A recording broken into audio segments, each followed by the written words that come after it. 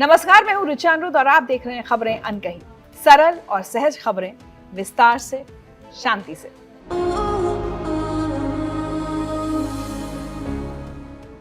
आज शो में बात होगी संचार साथी ऐप और उससे जुड़े तमाम सवालों और विवादों की। मेरे साथ जुड़ेंगे साइबर एक्सपर्ट जितेंद्र जैन। बात होगी पुतिन की भारत यात्रा की, इमरान से उनकी बहन की मुलाकात की। साथ ही आपको बताऊंगी एक 19 साल के जेनजी की कहानी, जिसने सनातन परंपरा की ऐसी मिसाल पेश की है जो पिछले 200 सालों में कोई नहीं कर पाया। और साथ ही आपको बताऊंगी कि कॉमेडियन समय रैना को दिव्यांगों का मजाक बनाने के लिए क्या सजा दी गई है। इन सभी खबरों पर विस्तार से बात होगी, लेकिन उससे पहले देखते हैं आज की बड़ी खबरें। जनता के पैसे से अयोध्या में बाबरी मस्जिद बनवाना चाहते थे पंडित नेहरू। यह दावा रक्षा मंत्री राजनाथ सिंह ने किया है। राजनाथ सिंह ने गुजरात में एकता मार्च के दौरान कहा कि नेहरू की इच्छा पब्लिक फंड से बाबरी मस्जिद बनवाने की थी, लेकिन सरदार पटेल ने ऐसा होने नहीं दिया। तेलंगाना के मुख्यमंत्री रेवंत रेड्डी के 3 करोड़ हिंदू देवी देवताओं वाले विवादित बयान पर बवाल हो गया है। इसे लेकर बीजेपी ने कांग्रेस को निशाने पर लिया। सुधांशु त्रिवेदी ने कहा कि हिंदू धर्म का अपमान करना कांग्रेस का इतिहास है। संसद के शीतकालीन सत्र के दौरान विपक्ष ने आज श्रम कानून के खिलाफ जोरदार विरोध प्रदर्शन किया, जिसमें कांग्रेस सांसद सोनिया गांधी, राहुल गांधी, प्रियंका गांधी और पार्टी अध्यक्ष मल्लिकार्जुन खड़गे भी शामिल हुए। विपक्ष ने कहा कि कॉर्पोरेट जंगल राज खत्म करो। संचार साथी ऐप, इन दिनों ये ऐप विवादों से घिर गई है और इसकी वजह से सरकार की नीयत पर सवाल उठ रहे हैं। संचार साथी ऐप सरकार का ही बनाया हुआ मोबाइल ऐप है, जो आपके फोन की सुरक्षा और साइबर ठगी से बचाने के लिए बनाया गया है। ये ऐप पहले 2023 में एक वेबसाइट की तरह आया था और फिर जनवरी 2025 में मोबाइल ऐप बन गया। सरकार ने कुछ दिन पहले एक आदेश निकाला कि अब भारत में बिकने वाले हर नए फोन में ये ऐप पहले से इंस्टॉल यानी प्री इंस्टॉल होकर आना चाहिए और पुराने फोन में भी सॉफ्टवेयर अपडेट के जरिए ये ऐप डालने को कहा मैन्युफैक्चरर्स से। बस यहीं से विवाद शुरू हुआ। विपक्ष ने सवाल उठाया कि अगर ये ऐप हर फोन में कंपलसरी हो गया और कोई इसे डिलीट भी ना कर सके, तो क्या सरकार हर किसी का डेटा एक्सेस कर सकेगी? क्या हमारी प्राइवेसी बनी रहेगी या खत्म हो जाएगी? सोशल मीडिया पर भी लोगों ने इस बात को उठाया। जब विवाद बढ़ा तो दूरसंचार मंत्री ज्योतिरादित्य सिंधिया ने खुद आकर कहा कि ये ऐप कंपलसरी नहीं है, अगर किसी को नहीं चाहिए तो वो अपने फोन से डिलीट कर सकता है। मतलब जो पहले अनिवार्य करने की बात थी वो अब ऑप्शनल हो गई। तो ये एक तरह का यू टर्न माना जा रहा है, क्योंकि पहले सरकार कह रही थी कि हर फोन में ये ऐप होनी चाहिए और डिसेबल नहीं हो सकती, लेकिन जब लोगों ने सवाल उठाए तो सरकार ने अपना स्टैंड थोड़ा नरम कर दिया। लेकिन ये ऐप काम कैसे करती है, इससे फायदा क्या है और इससे क्या नुकसान हो सकता है? इन्हीं सब सवालों के जवाब जानेंगे साइबर एक्सपर्ट जितेंद्र जैन से। जितेंद्र जैन, बहुत बहुत स्वागत है आपका खबरें अनकही में। नमस्ते ऋचा, मुझे बुलाने के लिए धन्यवाद। सबसे पहले तो बेसिक्स पे चलते हैं। जितेंद्र, आप हमको ये समझाइए कि संचार साथी ऐप, ये ऐप क्या है और सरकार को इसकी जरूरत क्यों महसूस हुई? देखिए, संचार साथी कोई नया ऐप नहीं है। ये पहले से एक वेबसाइट के रूप में और मोबाइल एप्लीकेशन के रूप में दोनों ऐप स्टोर पर, गूगल प्ले के ऊपर और एप्पल स्टोर के ऊपर उपलब्ध है।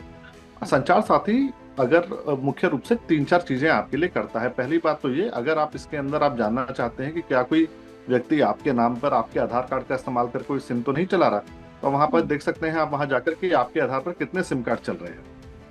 ये इसलिए कहा गया कि बहुत बार होता है कि आपने एक सिम कार्ड लिया, लोगों ने आपके आधार कार्ड की फोटोकॉपी बनाई और आपके नाम पे एक और सिम इशू करा लिया, उससे कुछ साइबर फ्रॉड एक क्राइम कर दिया और बाद में आपकी उसके ऊपर कार्रवाई होती थी। दूसरा ये था कि आप इसके अंदर, मान लीजिए आपका मोबाइल चोरी हो गया है, तो आप उसके अंदर वो चोरी की एक बेसिक रिपोर्ट लिखाकर अपने IMEI नंबर को मॉनिटरिंग या ब्लॉक लगवा सकते थे।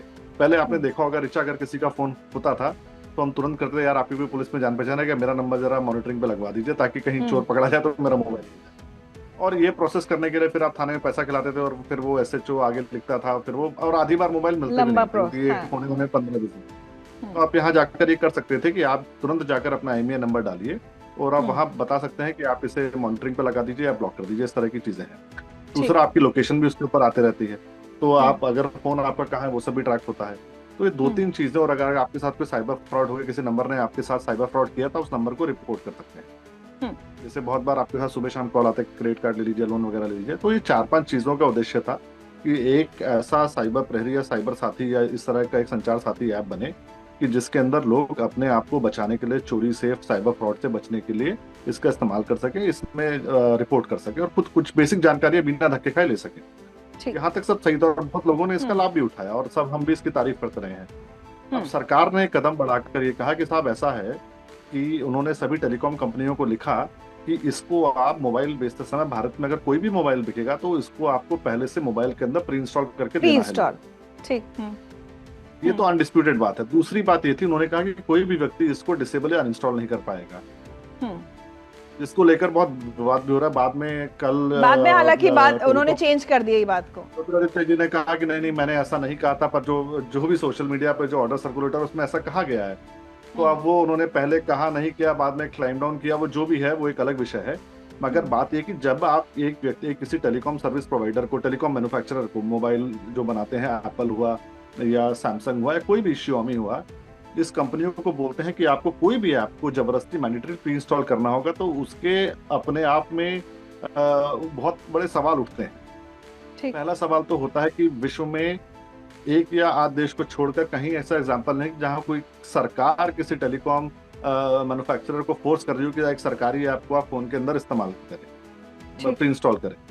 दूसरा, और ये देखिए जो आपका जो राइट टू प्राइवेसी है उसका जो एक कोर है कंसेंट का और डेटा का, ये बहुत ग्रे जोन में आ रहा है। जैसे आप इंस्टॉलेशन की बात कर रहे हैं, आपने किसी को बताया नहीं कि आप कौन कौन से डेटा को इकट्ठा करेंगे, उस डेटा की लाइफ साइकिल क्या होगी, कितने दिन तक उसको स्टोर किया जाएगा, कौन कौन सी एजेंसियां उसका इस्तेमाल करेगी, किस किस पर्पस के लिए उसका इस्तेमाल किया जा सकता है।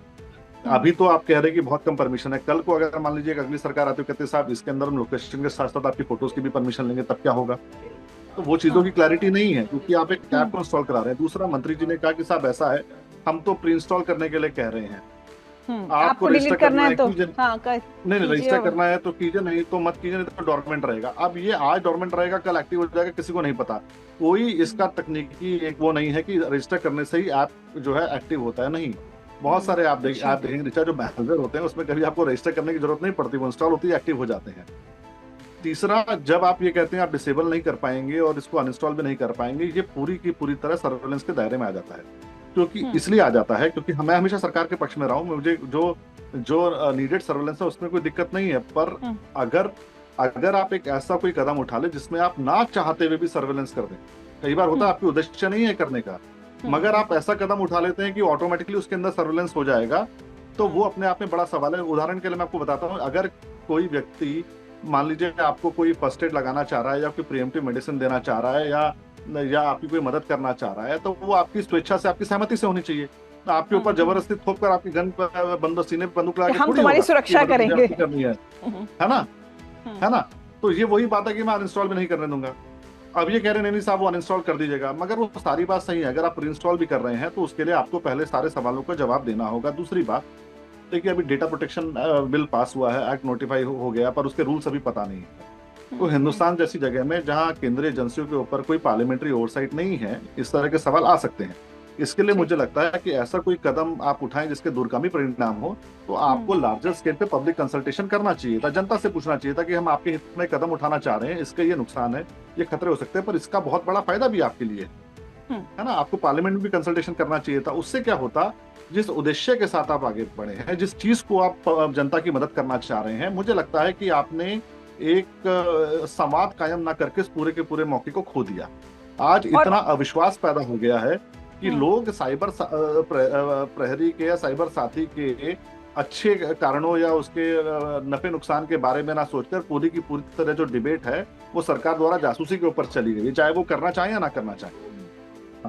अच्छा, अब मैं देख रही थी संबित पात्रा जी कह रहे हैं कि क्या सरकार इस पे जासूसी करेगी, नो। ज्योतिरादित्य जी कह रहे हैं कि भाई आप डिलीट कर दीजिए, आपको नहीं ठीक लगता, रजिस्टर करना है करिए, रखनी है रखिए, डिलीट कर दीजिए। मेरा सवाल ये है कि अगर एक बार कोई प्री इंस्टॉल्ड ऐप आती है और चलिए हम 4 दिन बाद 5 दिन बाद फोन खरीदने के उसको अनइंस्टॉल भी कर देते हैं या डिलीट भी कर देते हैं, तो भी क्या वो डेटा हमारे फोन से ले चुकी होती है जो उसको लेना होता है? देखिए क्या होता है ना कि अगर मैलवेयर है तो 100%, अगर मैलवेयर है तो नहीं। पर आप इस चीज को समझिए, जैसे वो कह रहे हैं कि संचार साथी ऐप में कोई डेटा इकट्ठा नहीं करेंगे, तो अगर आप डेटा इकट्ठा नहीं करेंगे तो करेंगे क्या? कैसे मतलब आप किसी को जासूसी, मतलब पकड़ेंगे? जासूसी के उससे नहीं हाँ, तो करेंगे वो तो। शायद ये कहना चाह रहे थे कि वो मतलब अननीडेड डेटा या किसी का ग्रुप डेटा नहीं इकट्ठा करेंगे, पर एक बेसिक डेटा इकट्ठा करेंगे। तो नीचे जैसे लोकेशन इकट्ठा करने की बात है। मैं पिछले 12 साल से नेशनल पुलिस अकेडमी में पढ़ा रहा हूँ।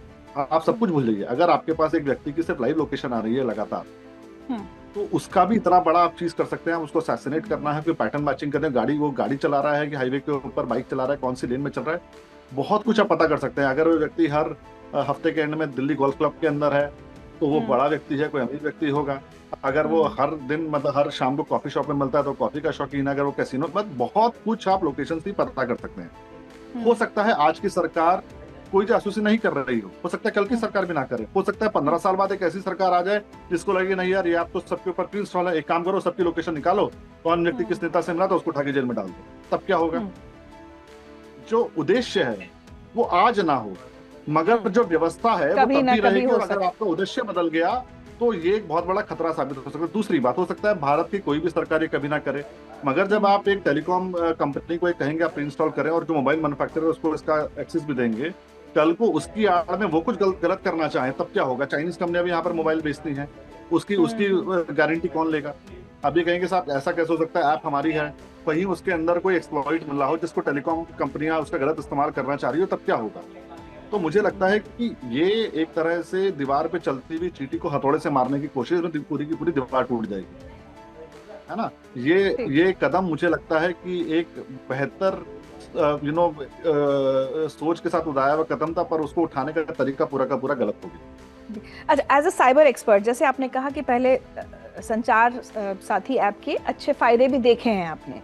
हाँ, बिल्कुल है। जब लोग अपनी मर्जी से उसको डाउनलोड करते थे या अपने फोन पर रखते थे, कोई आप शेयर करना चाहेंगे एक्सपीरियंस? कोई आपने केस सॉल्व किया हो जिसमें आपको लगा कि इस ऐप ने बहुत मदद किया? हाँ, जिसके मोबाइल खोते हैं, कोई मोबाइल चोरी होता है, पिक पॉकेटिंग होती है, तो पहले कहते थे साहब मदद करो, किसी पुलिस वाले को फोन करो, एसीपी डीसीपी को, वो मॉनिटरिंग पे लगवाएंगे, ठीक है ना? फिर वो फोन अगर पकड़ा भी गया तो आपको पता ही नहीं किसी पुलिस वाले ने पकड़ा नहीं पकड़ा। तो अब क्या हो गया है, कम से कम जो आप खुद जाकर संचार साथी पे अपना IMEI नंबर डाल के उस फोन को मॉनिटरिंग पे लगा सकते हैं। अगर वो चोरी हो गया है, आप खुद उस IMEI को ब्लॉक कर सकते हैं। अगर कोई व्यक्ति आपका जो है अगर फोन इस्तेमाल भी करना चाहे तो किसी टेलीकॉम ऑपरेटर पे नहीं चलेगा। अगर किसी व्यक्ति ने आपका IMEI बदला है तो वो भी वो आप पता कर लेगी। तो ये सब फायदे हैं, मगर ये आप वेबसाइट के ऊपर भी जाकर कर सकते हो, क्योंकि जब आपका मोबाइल चोरी हो गया उसके बाद तो आपके मोबाइल का एक्सेस है ही नहीं ना, तो उसके बाद क्या करेंगे? तो वो आप ये आधार में आपके आधार से कितने सिम चल रहे हैं ये आप मोबाइल से भी जाकर पता कर सकते हैं, वेबसाइट से भी जाकर पता कर सकते हैं। तो फायदे हैं ऋचा। मैं मगर इस तरह से उसको प्री इंस्टॉल करना आपको गलत लग रहा है? अगर आप दिल्ली के अंदर पॉल्यूशन है, अगर आपको लगता है कि साहब आपको मतलब इससे नुकसान हो सकता है, तो आप सबको मास्क बांट दें या आप कहें कि जिसको खरीदना है खरीद लें। मगर आप सीधा सोचेंगे अरे भाई पॉल्यूशन के बड़े नुकसान है, सबके पकड़ पकड़ के हाथों में हथकड़ियां बांध के मैं उनके मुंह के ऊपर बड़े बड़े नकाब बांधू, चाहे कोई सांस घुटने से मर जाए, दम घुटने से मर जाए, तो फिर उसका फायदा नहीं, नुकसान ज्यादा है। आपकी इंटेंशन अच्छी रही होगी मदद करने की, पॉल्यूशन ना जाए, मगर आदमी को आप गला घोंट कर मार देंगे, दम घोंट कर मार देंगे।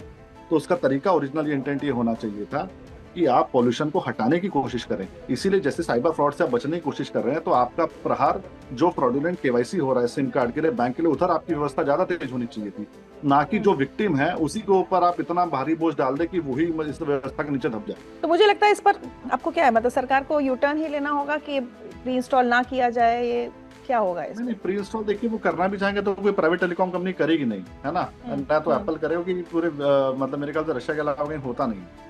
और सिंगापुर के अंदर भी बीच में जब कोविड के अंदर खाली कोविड ट्रेसिंग ऐप के बारे में कहा गया था, बाकी उसमें प्री इंस्टॉलेशन का क्लॉज नहीं था। ऐसा नहीं था कि आप डिलीट नहीं कर सकते थे, अगर आप नहीं करेंगे तो फिर आपको पब्लिक ट्रांसपोर्ट की फैसिलिटीज वगैरह नहीं मिलेंगी। मगर प्री इंस्टॉलेशन वाला जो ये एक तरह से ऑर्डर है, वो मुझे लगता है कि इससे पहले कि ज्यादा भद्द पीटे अपने आप वापस ले लेना चाहिए।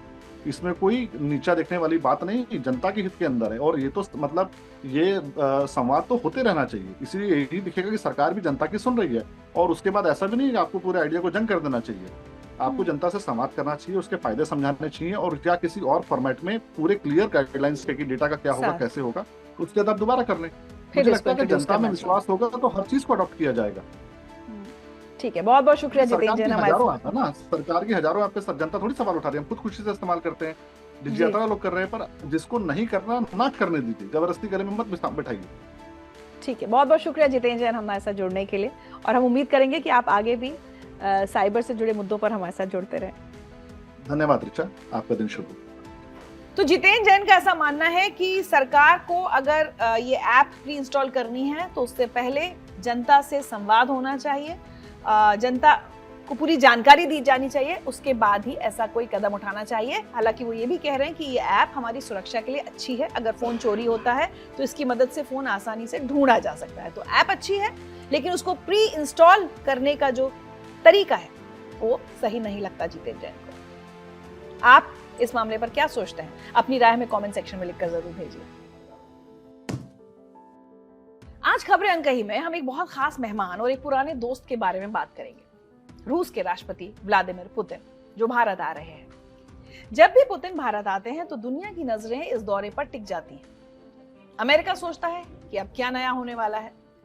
चीन ध्यान से देखता है कि कहीं उसकी दोस्ती में कोई कमी तो नहीं आ रही। और हम भारतीयों को एक पुराने दोस्त का भरोसा याद आता है। लेकिन इस बार का दौरा थोड़ा अलग है। दुनिया बदल रही है, कई जगहों पर युद्ध चल रहे हैं। ऐसे में पुतिन का भारत आना सिर्फ एक मुलाकात नहीं है, बल्कि कई बड़े समझौतों की शुरुआत है। मैं आपको समझाऊंगी इस दौरे का मतलब क्या है, रूस ने इतिहास में हमें क्या क्या दिया है, और इस बार वो अपने गिफ्ट हैम्पर में हमारे लिए क्या लेकर आ रहे हैं। सबसे पहले ये समझिए कि इस बार पुतिन क्यों आ रहे हैं और टेबल पर कौन से कागज रखे हैं।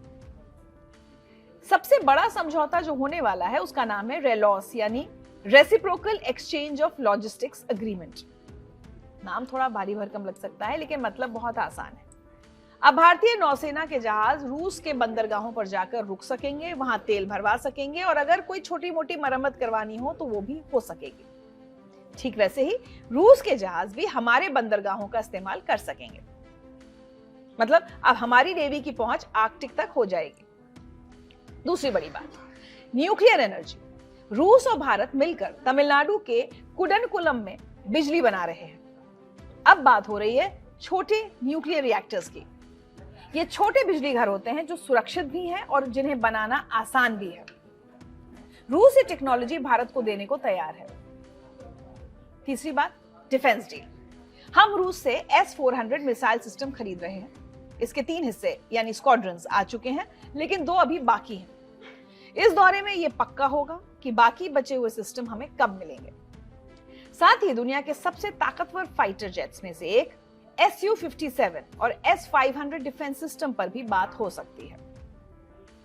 Su-57 रूस का सबसे नया और सबसे एडवांस्ड फाइटर जेट माना जाता है। यह 5वीं पीढ़ी का स्टेल्थ मल्टी रोल फाइटर है, यानी ये दुश्मन के रडार से खुद को छुपा सकता है और हवा में लड़ाई के साथ साथ जमीन और समंदर के टारगेट्स पर भी वार कर सकता है।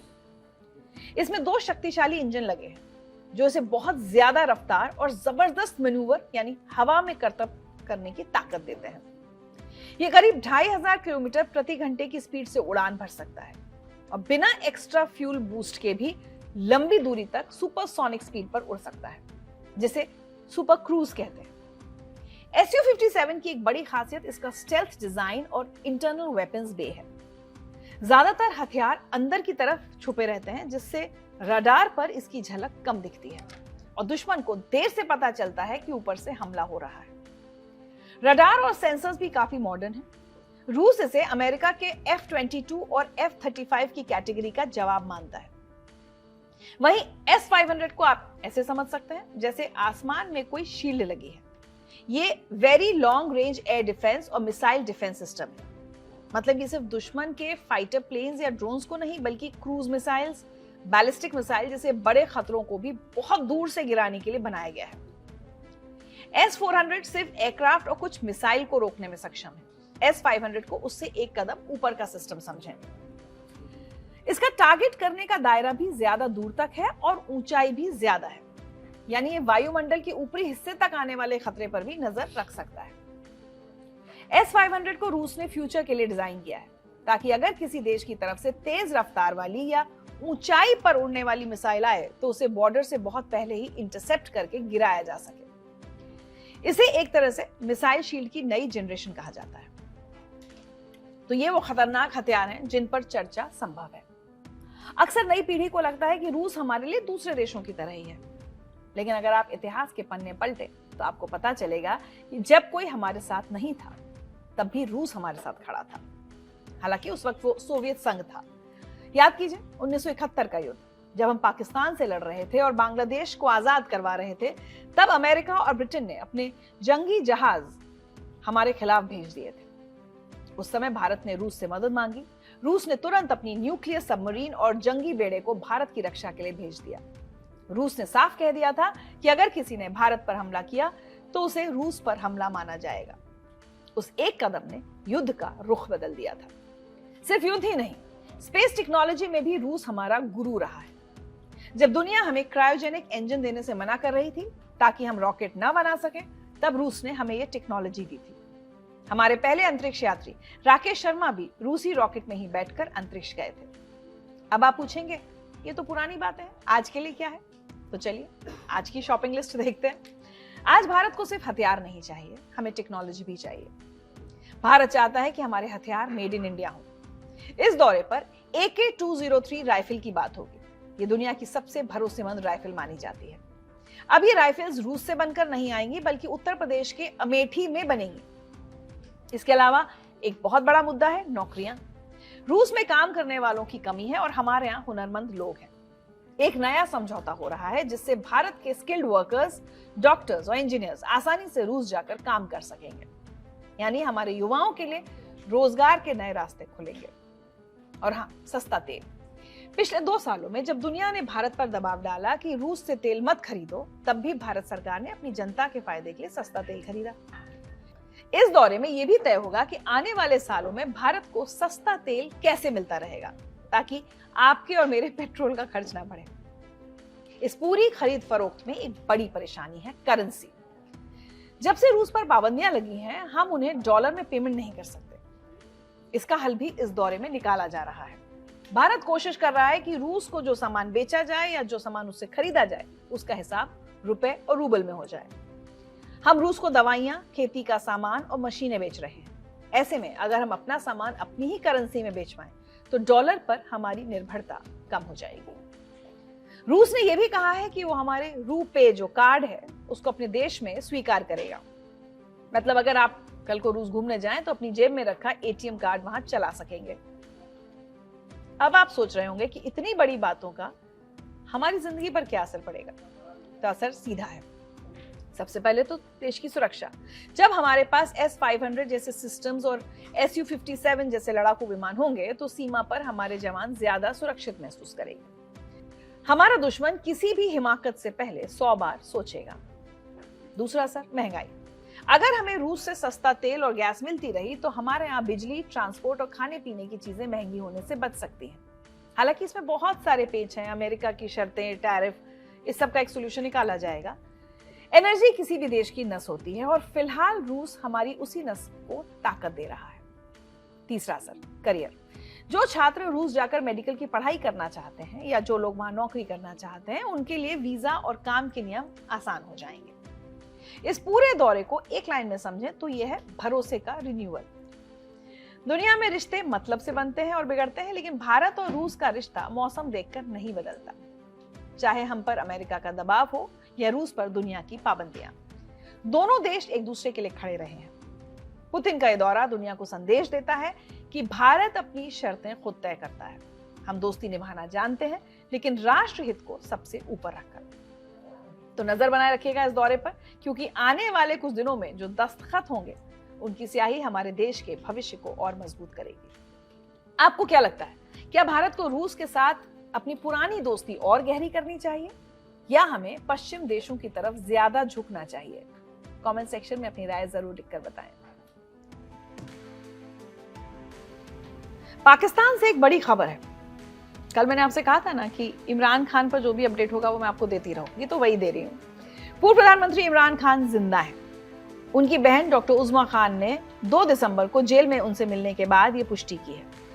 करीब 1 महीने बाद इमरान खान से उनके किसी भी फैमिली मेंबर की मुलाकात हुई है। अब सवाल यह है कि इतने दिनों तक उन्हें किसी से मिलने क्यों नहीं दिया गया? क्या इमरान खान सच में ठीक हैं? और जेल में उनके साथ क्या हो रहा है। तो आइए इसे शुरू से समझते हैं। इमरान खान अगस्त 2023 से रावलपिंडी की अदयाला जेल में बंद हैं। पिछले 1 महीने से उनका परिवार उनसे मिलने की इजाजत मांग रहा था, जो उन्हें मिल नहीं रही थी। कोई फोन कॉल नहीं, कोई मुलाकात नहीं।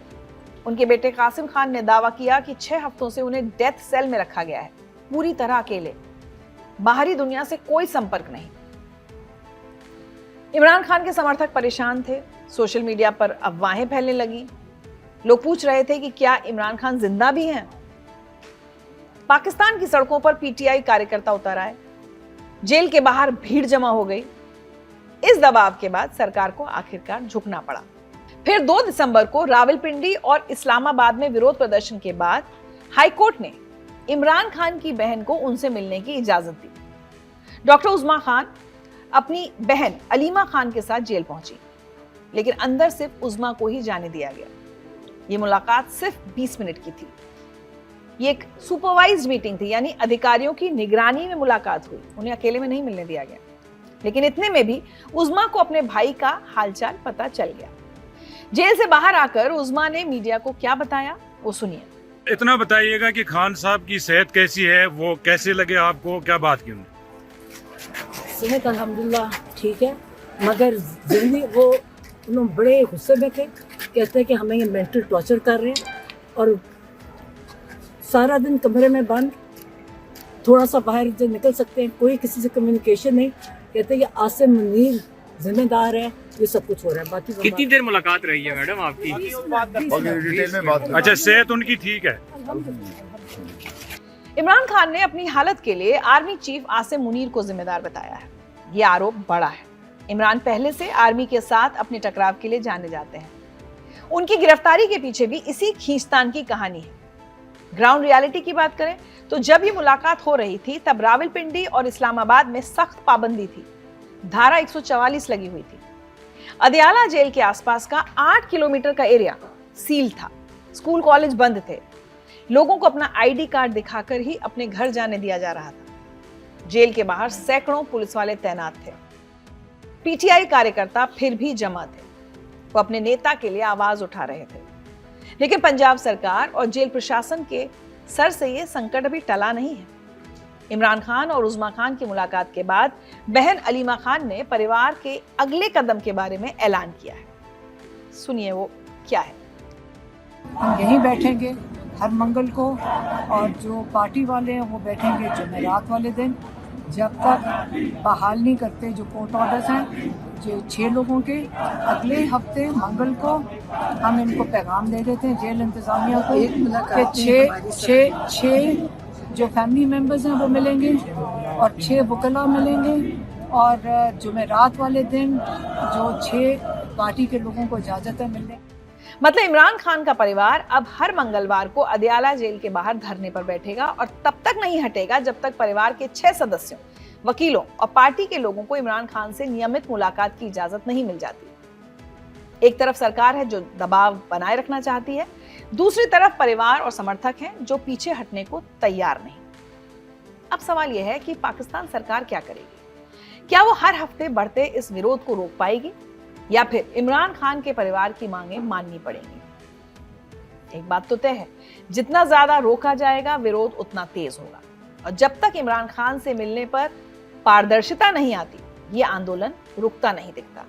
और वैसे भी उनकी बहन ने कहा है कि उनकी सेहत तो ठीक है, वो जीवित तो हैं, लेकिन उन्हें बहुत ज्यादा टॉर्चर किया जा रहा है। तो इसका जवाब भी पाकिस्तान सरकार को देना होगा, जेल अथॉरिटीज को देना होगा कि आखिर इमरान खान के साथ ऐसा बर्ताव क्यों किया जा रहा है। देवव्रत महेश रेखे, ये नाम इन दिनों सोशल मीडिया पर खूब दिखाई और सुनाई दे रहा है। वजह भी है, इस नौजवान ने काशी में कुछ ऐसा कर दिखाया है जो सनातन धर्म के इतिहास में सिर्फ 3 बार हुआ है। शुक्ल यजुर्वेद का दंडक्रम पारायण, वो भी मात्र 50 दिनों में, बिना एक भी दिन रुके। ये सुनने में जितना आसान लग रहा है, असल में उतना ही मुश्किल है।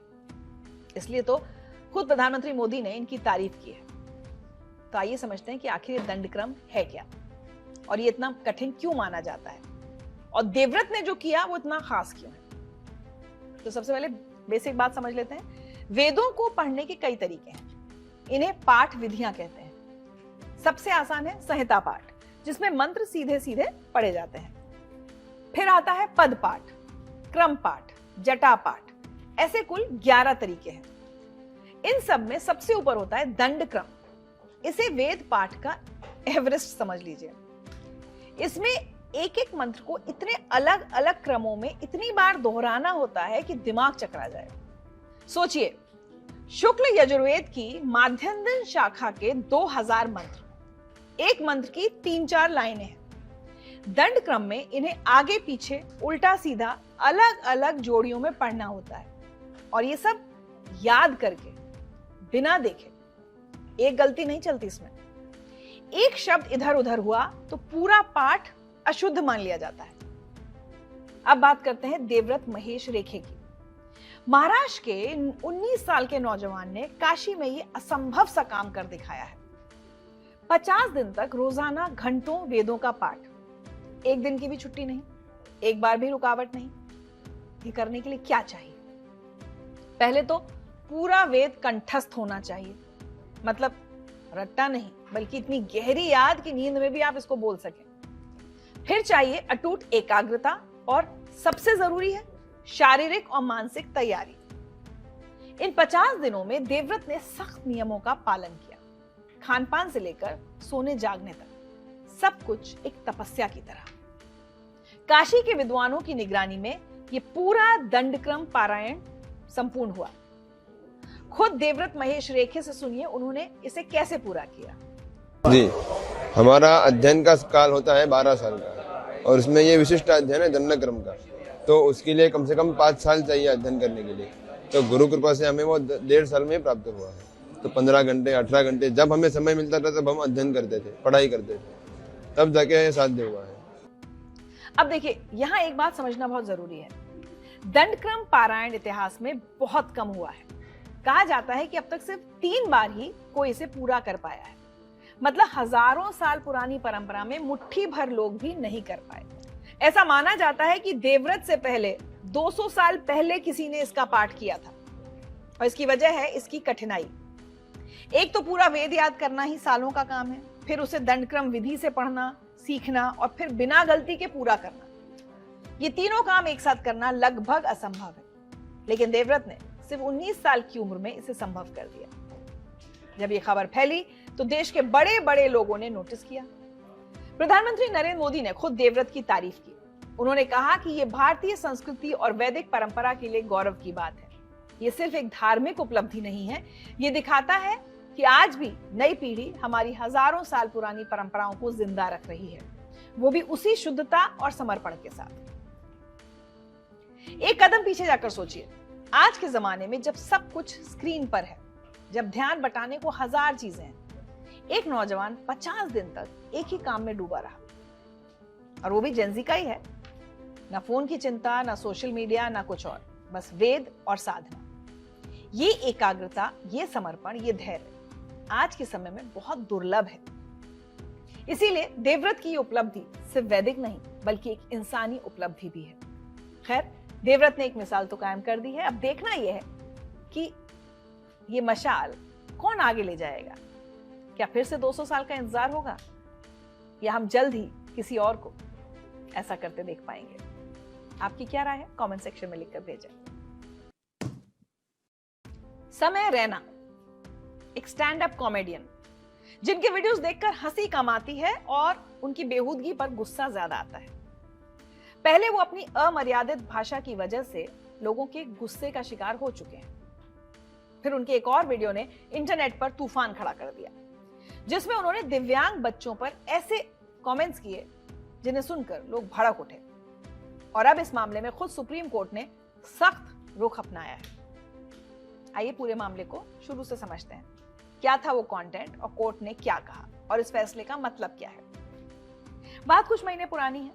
समय रैना ने अपने एक स्टैंड अप शो में सेरेब्रल पॉल्सी और SMA यानी स्पाइनल मस्कुलर एट्रोफी से पीड़ित बच्चों पर जोक्स सुनाए।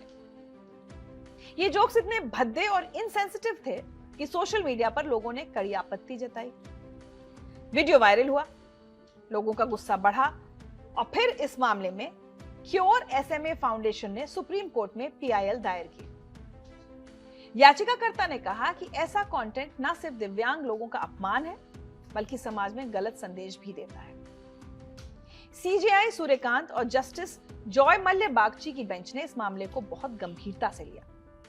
कोर्ट ने साफ कहा कि दिव्यांगों का मजाक उड़ाना किसी भी सूरत में बर्दाश्त नहीं किया जा सकता। यह सिर्फ एक घटिया मजाक नहीं था, यह उनकी गरिमा पर हमला था। जस्टिस बागची ने कहा कि ह्यूमर तो लाइफ का हिस्सा है, हम खुद पर हंसते हैं, लेकिन जब दूसरों पर हंसने लगते हैं और संवेदनशीलता की सीमा तोड़ते हैं तब समस्या होती है। सही कहा उन्होंने। इसके बाद सर्वोच्च अदालत ने अपना फैसला सुनाया।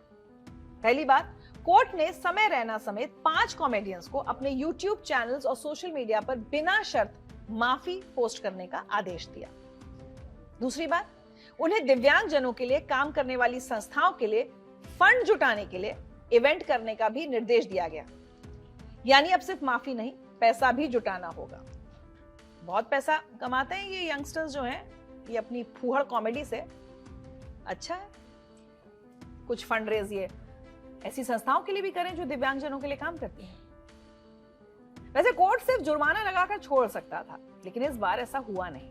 कोर्ट ने कहा कि असली सुधार यह है कि जाओ, उनसे मिलो, उन्हें समझो और समाज को भी समझाओ। अब जरा देखिए कि दूसरे देशों में ऐसे मामलों में क्या होता है।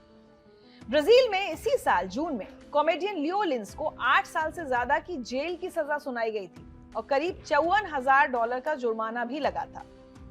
लियो लिंस ने 2022 में एक शो में दिव्यांग, ब्लैक लोगों, LGBTQ कम्युनिटी और कई माइनॉरिटीज पर भद्दे जोक्स किए थे। फैसला देते हुए जज ने कहा कि फ्रीडम ऑफ एक्सप्रेशन अनलिमिटेड नहीं है। जब बात मानवीय गरिमा की हो तो वो हमेशा ऊपर रहेगी। कनाडा में कॉमेडियन माइक वॉर्ड ने एक डिसेबल्ड बच्चे का मजाक उड़ाया था। शुरुआत में उन पर 20,000 पाउंड का जुर्माना लगा, हालांकि बाद में सुप्रीम कोर्ट ने फैसला माइक के पक्ष में दे दिया। तुर्की में तो और भी सख्ती है। इसी साल सितंबर में एक कॉमेडियन और रैपर को जेल भेज दिया गया, सिर्फ इसलिए कि उनके जोक्स धार्मिक भावनाओं को ठेस पहुंचाने वाले थे। अक्सर ऐसे मामलों में माफी मांग ली जाती है, वीडियो हटा दिए जाते हैं, केस बंद, बात खत्म। लेकिन इस बार ऐसा हुआ नहीं। भारत में सुप्रीम कोर्ट ने एक बैलेंस्ड अप्रोच अपनाई। जेल तो नहीं भेजा, लेकिन सजा ऐसी दी जो सुधारवादी है। माफी मांगो, जागरूकता फैलाओ और फंड भी जुटाओ। देखा जाए तो ये तरीका काफी अच्छा है। शायद इससे समय रैना जैसे लोगों को समझ आए कि दिव्यांग होना क्या होता है या उनका कष्ट क्या होता है। वैसे आपको याद होगा कि इसी साल आमिर खान की फिल्म आई थी सितारे जमीन पर, जिसमें कुछ ऐसा ही एक सीन दिखाया गया था, जिसमें उस व्यक्ति को सजा दी गई थी कि जाओ अब तुम दिव्यांग जनों को बास्केटबॉल खेलना सिखाओ। कोर्ट ने इंफॉर्मेशन एंड ब्रॉडकास्टिंग मिनिस्ट्री को भी कहा है कि सोशल मीडिया के लिए ऐसी गाइडलाइंस बनाई जाएं जिससे आगे ऐसा कंटेंट फिल्टर हो सके, क्योंकि ये मामला सिर्फ समय रैना का नहीं है, ये हम सबके लिए भी एक आईना है। फ्रीडम ऑफ स्पीच का मतलब ये कतई नहीं कि हम किसी की भी गरिमा को कुचल दें, किसी की भावनाओं को आहत करें। कॉमेडी का मतलब ये नहीं कि कमजोर को और कमजोर महसूस कराया जाए। खैर, सुप्रीम कोर्ट ने सुधरने का एक मौका दिया है। अब देखना यह है कि समय रैना और बाकी कॉमेडियंस इस मौके का इस्तेमाल कैसे करते हैं। क्या वो सच में सुधरेंगे या फिर उनकी ये सजा भी सिर्फ एक और PR एक्सरसाइज बनकर रह जाएगी? आपको क्या लगता है? अपने विचार मेरे साथ जरूर शेयर करें, कमेंट सेक्शन में लिखकर भेजें। तो खबरें अनकही में आज मेरे साथ इतना ही, लेकिन चलते चलते देखिए एक वायरल वीडियो। अगर आप सोशल मीडिया पर एक्टिव हैं तो फिर कोरियन हार्ट तो देखा ही होगा। वैसे मुझे अभी कुछ दिन पहले ही पता चला कि ये क्या होता है। ऐसे ये होता है कोरियन हार्ट, अंगूठे और पहली उंगली को मिलाकर ये बनता है। तो इस वीडियो में एक लड़की ट्रेन पर चढ़ी और ये हार्ट बना के दिखा रही थी। अब जब वो ट्रेन पर चढ़ी और अपने पिता को उसने दूर से कोरियन हार्ट का इशारा किया, तो पिता भी मेरी पीढ़ी के थे, नहीं समझ पाए होंगे कि क्या हुआ, मैंने भी अभी सीखा। तो पिता को लगा कि शायद वो पैसे मांग रही है और पिता तुरंत ही 500 रुपए निकालकर अपनी बेटी को देते हैं। ऐसा बोला पिता, अब आगे के जमाने में तो देखने को मिलेगा नहीं। तो कोरियन हार्ट को पैसा समझ लेना पिता की इस इनोसेंस ने शायद इंटरनेट पर सबका दिल जीत लिया है और इसलिए ये वीडियो बहुत वायरल हो गया है। आप भी देखिए अगर नहीं देखा हो तो।